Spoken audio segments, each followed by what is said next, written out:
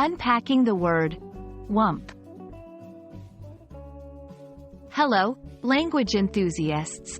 Today, we're diving deep into a fun and rather unique word, whump. Ever heard of it? If not, you're in for a treat.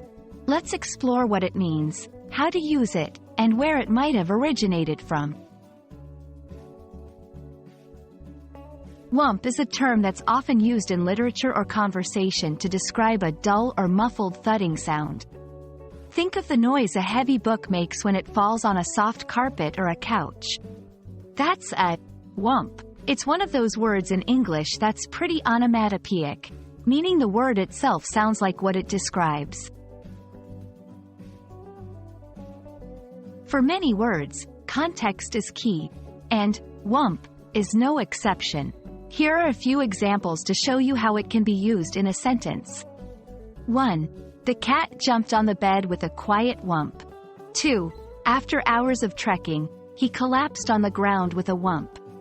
3. The pillow fight ended with a series of playful whumps. As you can see, it's quite a versatile word, and while it's not everyday vocabulary, it's a fun one to know and use when the occasion arises.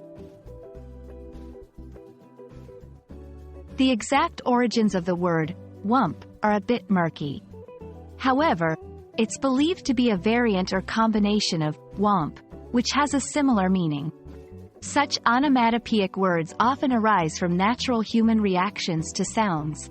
While whump isn't as common as some other sound-related words like bang or buzz, it still has its place, especially in descriptive writing or casual conversation.